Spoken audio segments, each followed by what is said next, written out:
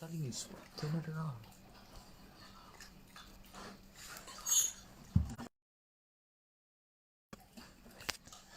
Good evening, all. God grant me the serenity to accept the things I cannot change, courage to change the things I can, and the wisdom to know the difference. Come to you from South Africa, and I'll read out page 58, chapter 5, how it works.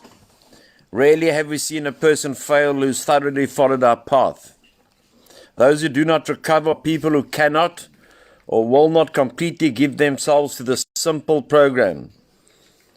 Usually men and women who are constitutionally incapable of being honest with themselves. We're going to hear the word honesty a lot tonight. And I think we should hear the word honesty in most meetings. Because if we can't be honest, we can't do this program. And if we can't be honest, we can't stay sober. Let's not blame anything else. Let's get down to the honesty of this program. What do I want out of this program? They are not at fault. They seem to have been born that way. They are naturally incapable of grasping and developing a manner of living which again demands rigorous honesty.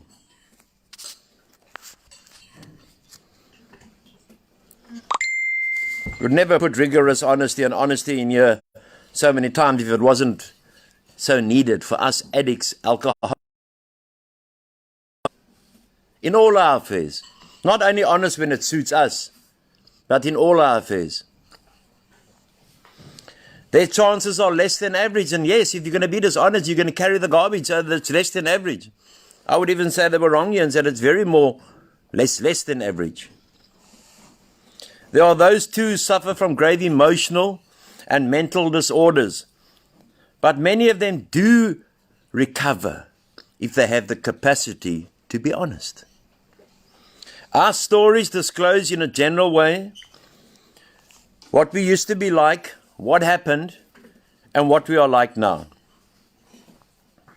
If you have decided you want what we have and are willing to go to any lengths to get it, then you are ready to take certain steps.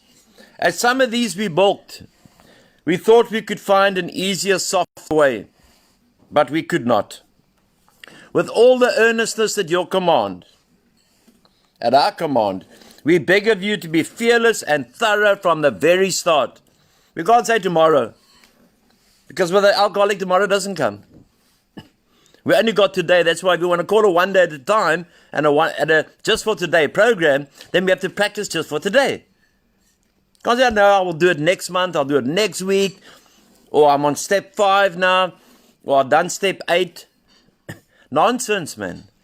We have to work these steps every single day, otherwise something's looming, and it's going to put us back to the places we went to that we didn't want to go to.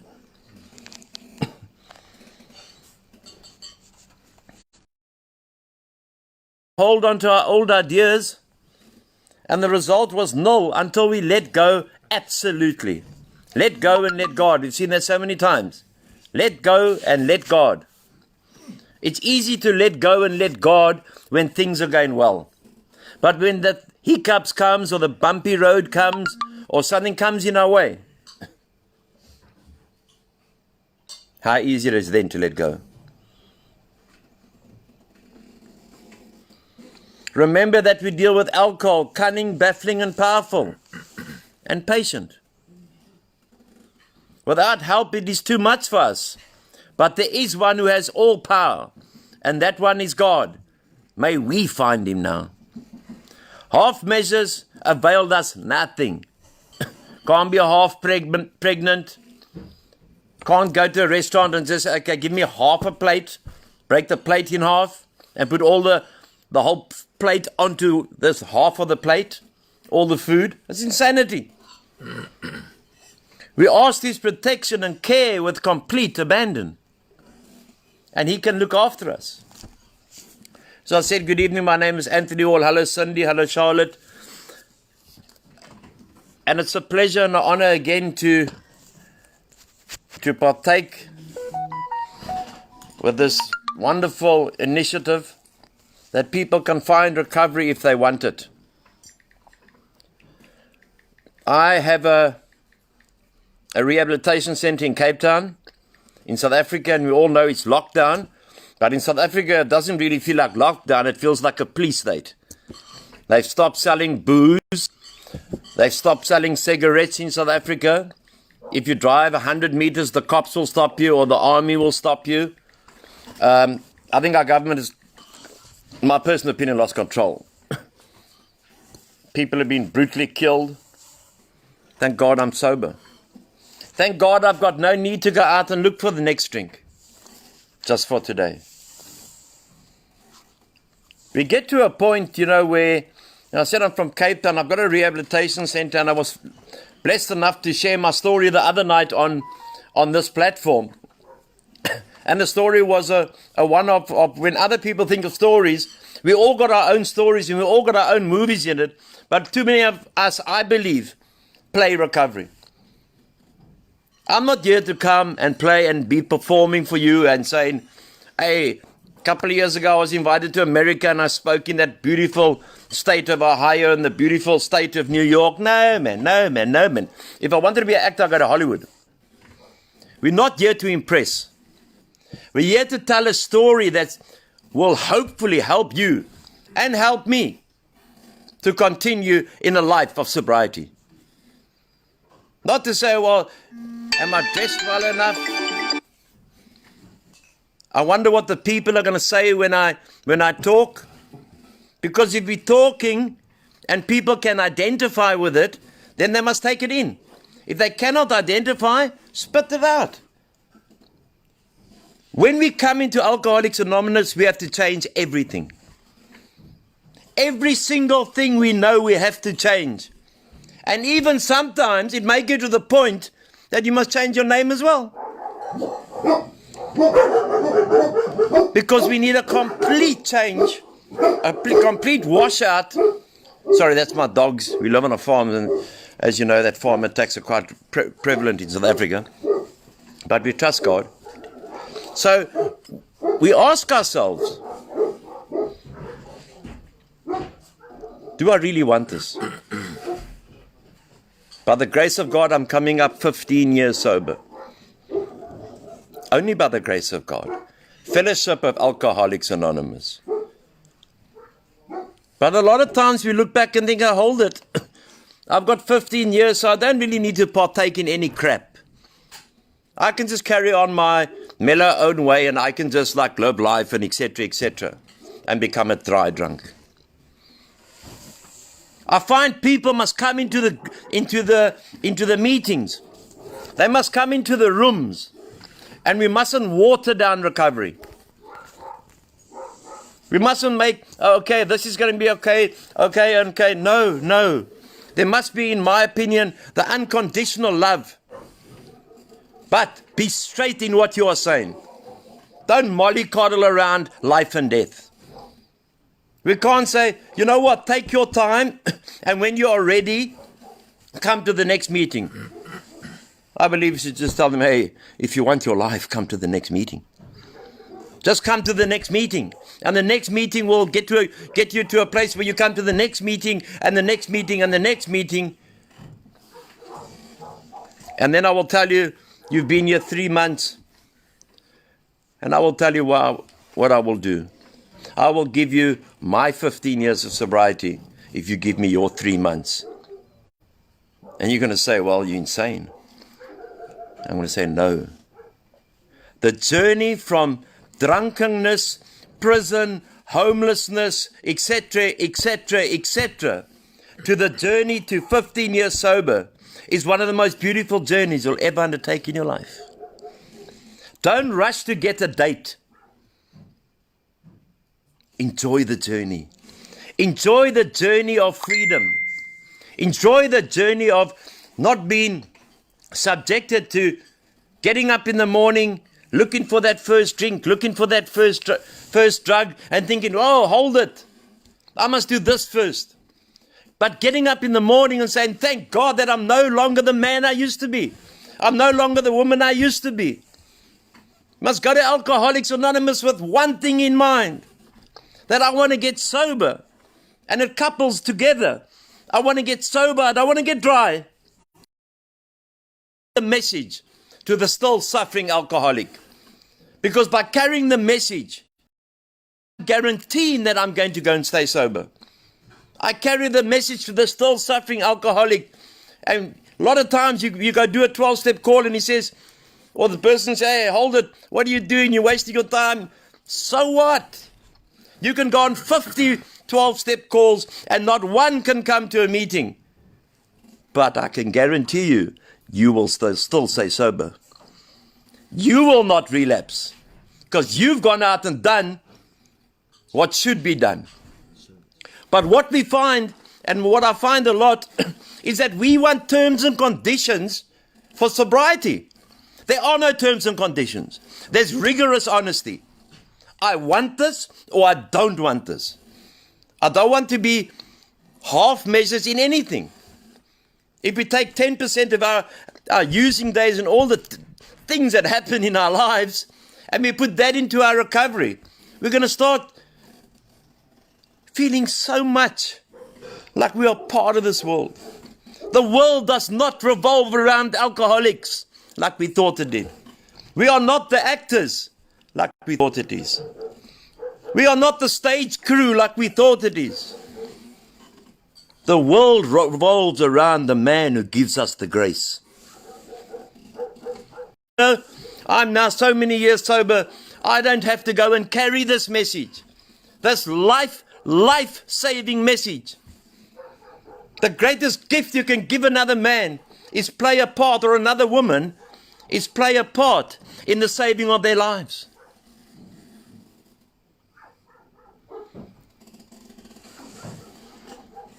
It's about the unconditional love. The unconditional love of one human being to another.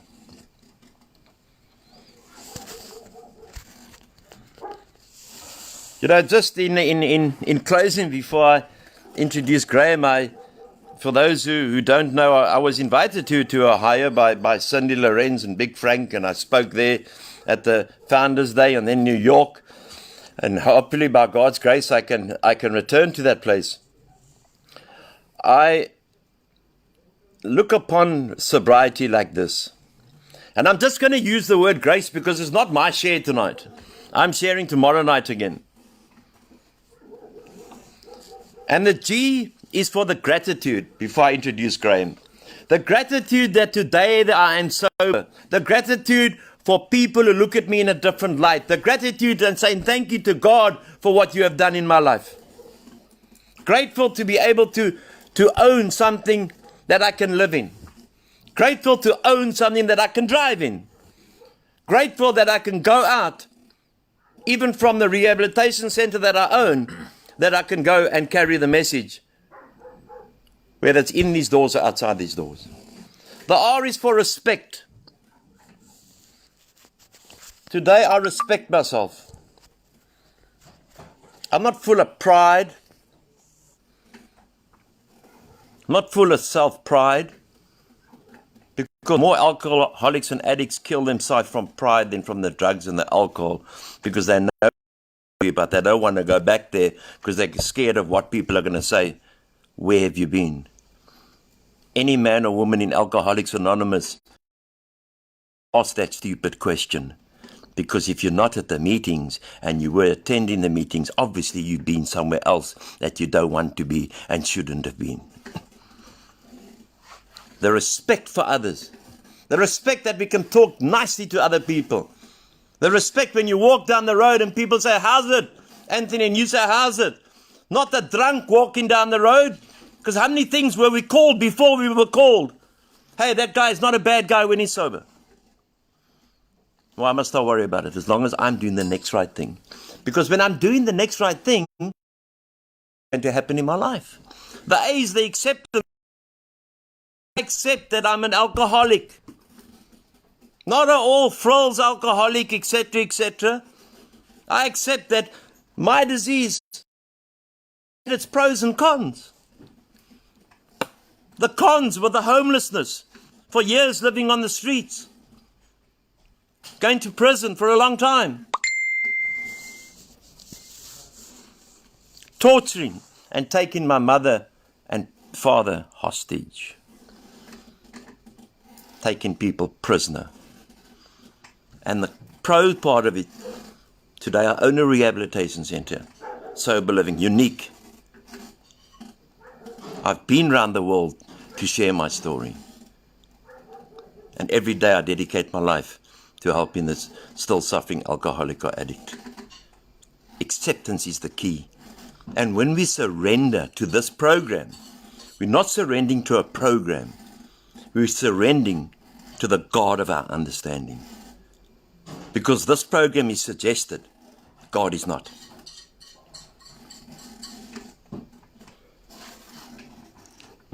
And then the C is the courage to change.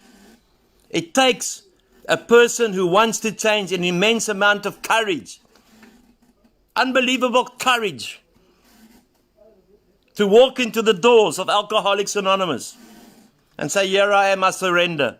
You can't surrender with a firearm in front of you. You surrender with a firearm on the ground. And you go on your knees and say, I'm done. And I will listen to everything you tell me. I will take the cotton wool out of my ears and stick it in my mouth for as long as I can. And the E is the empathy before I introduce Graeme. The empathy for the people who are struggling out there, for those unfortunates. How do we reach this message? We reach it by attraction to people, by showing them this is the way I was, this happened in my life, and this is where I am now. But without humility, I can't become teachable. Without surrender, humility, honesty, open-mindedness, and willingness, the next drink is waiting for me. I'm going to introduce you now to Graeme, a young man that came to me to the rehab almost 5 years ago. He will tell your story. I'm not going to apologize. He's been to 1 or 2 AA meetings. He's not constantly at AA. He lives on the farm with me. But he's got an important story to tell. A young, beautiful man. So I say to the world and to Cindy for the invite and to everyone, how's it, Michelle, watching? All good? Love you lots and God bless you.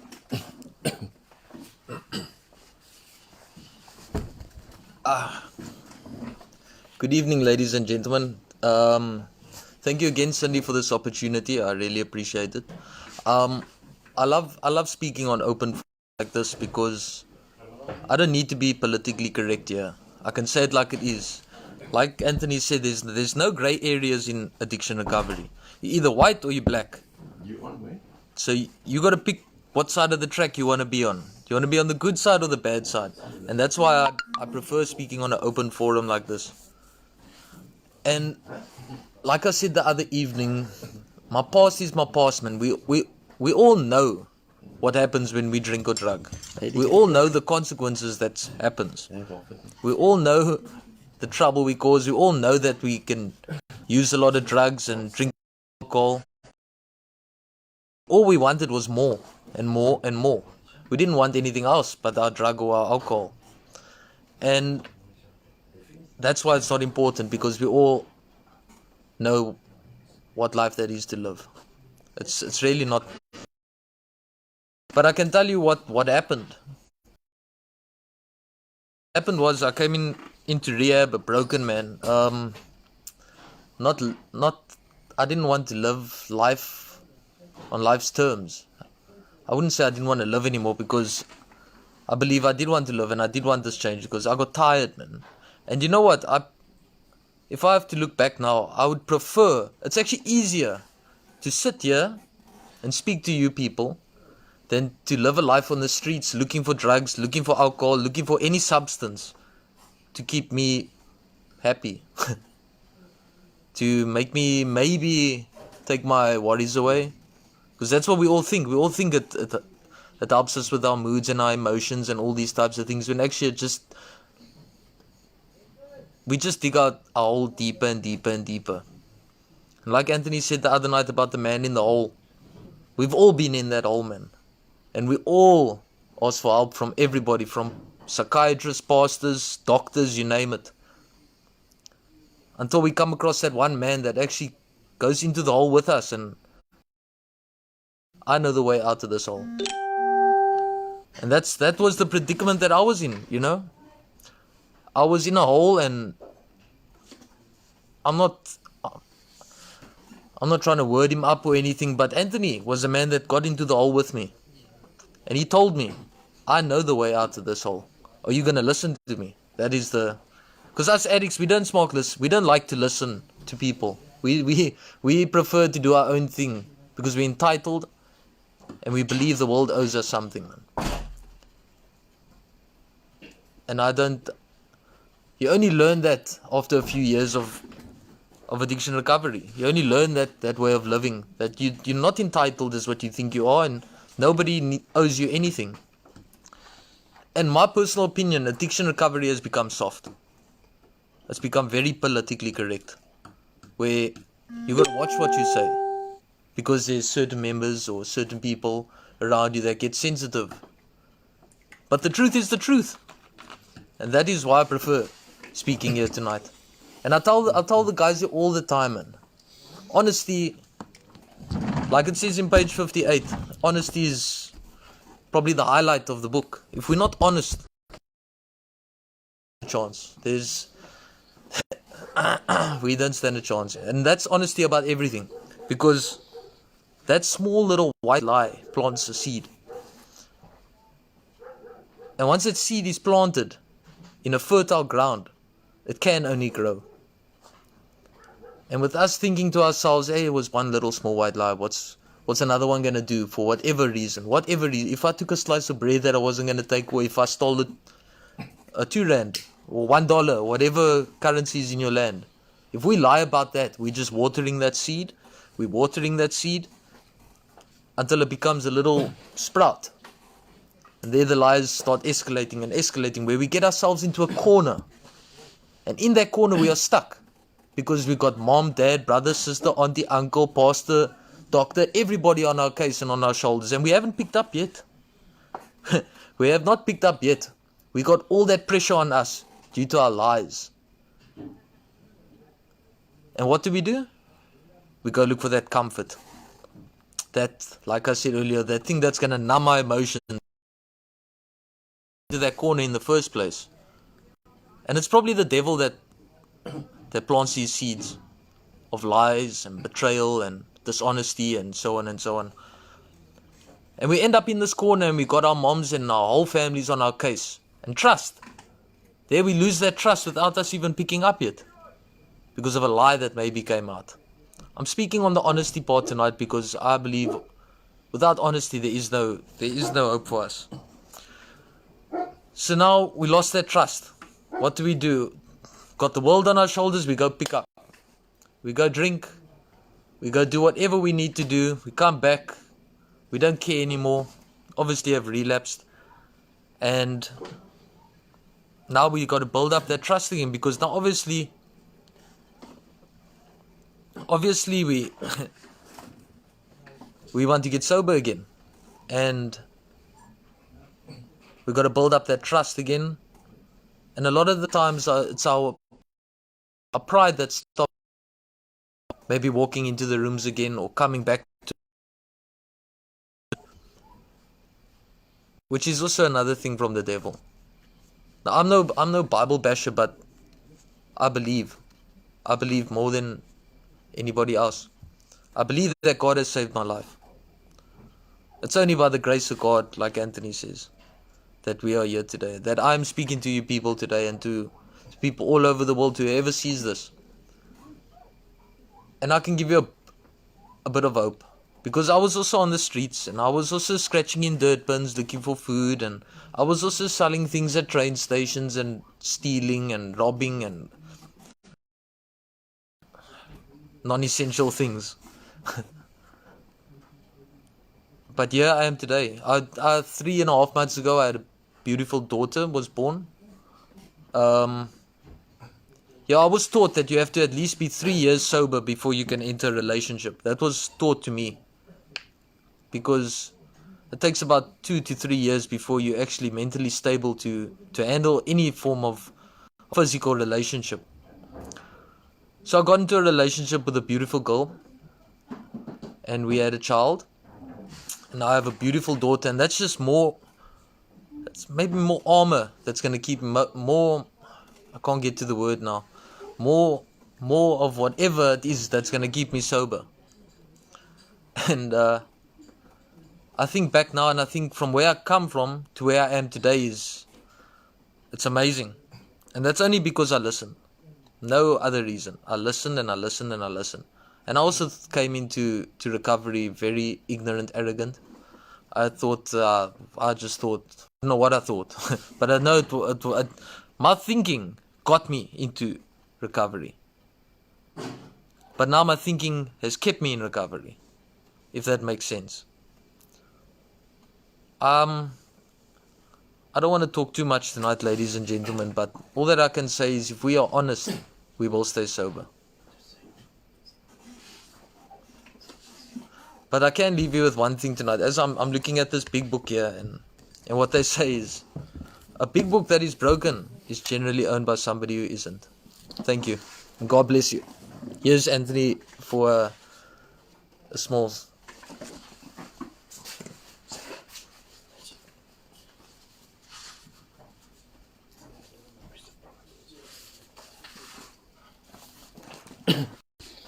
Thank you, Graeme, for sharing.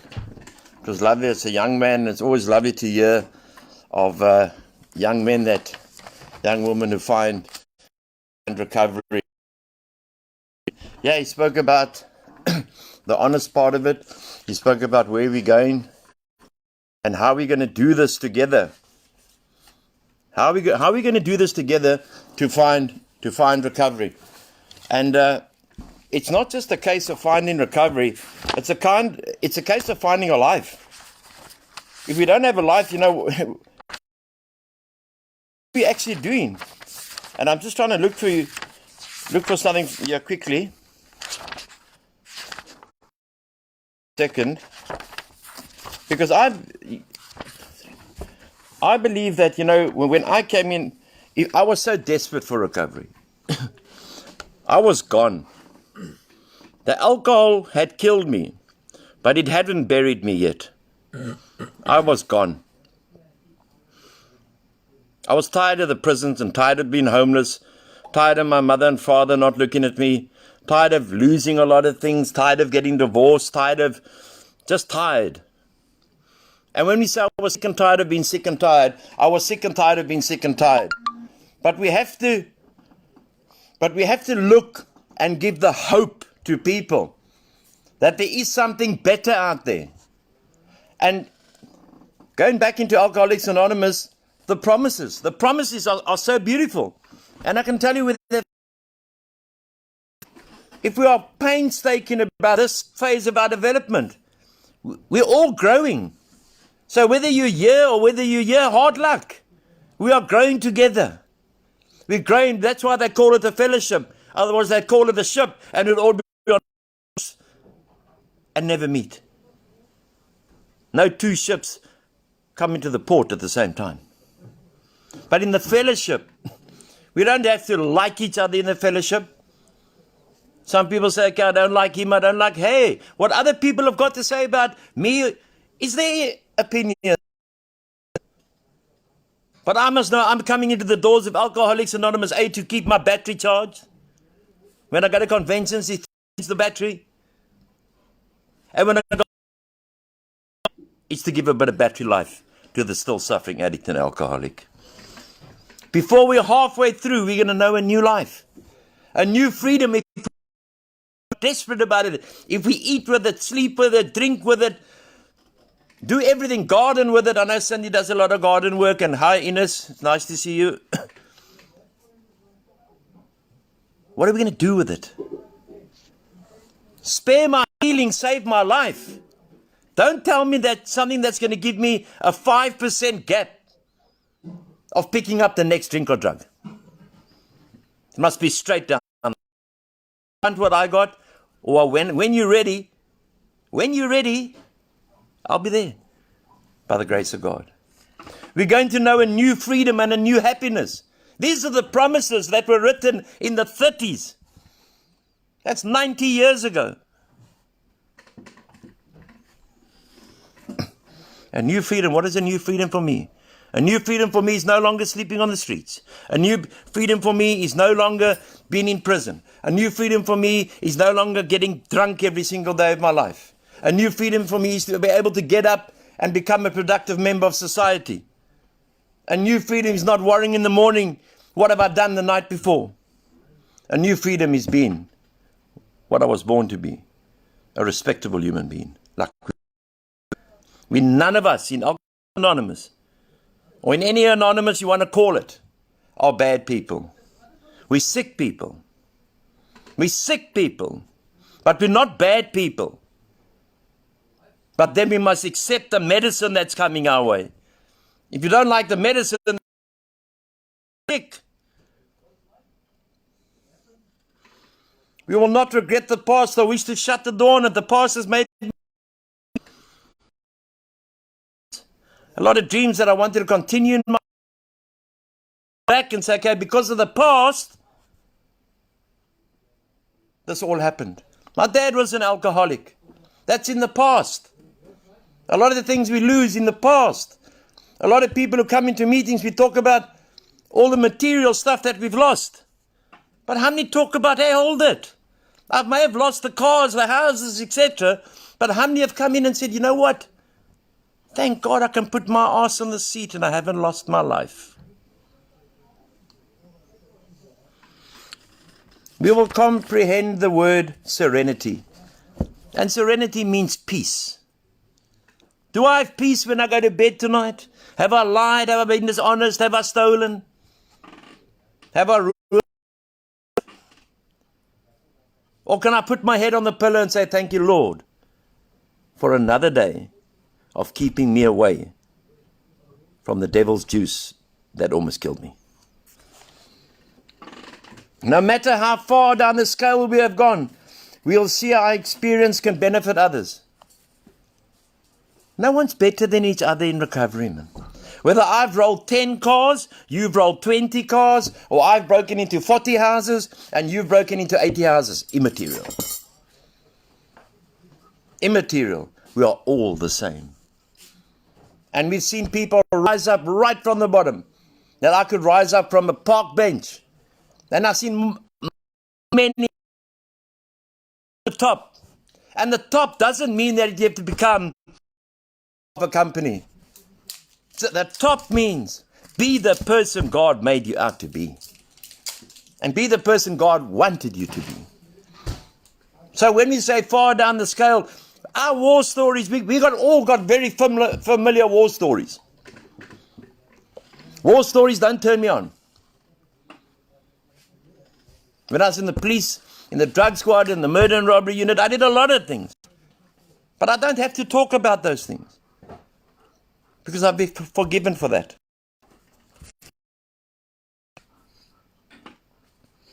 That feeling of uselessness and self-pity will disappear. We no longer feel useless.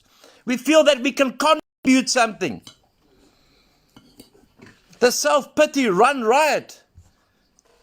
The more the self-pity drips, the more I'm going to drip myself all the way to a place that doesn't put me on a drip, or one day may put me on a drip.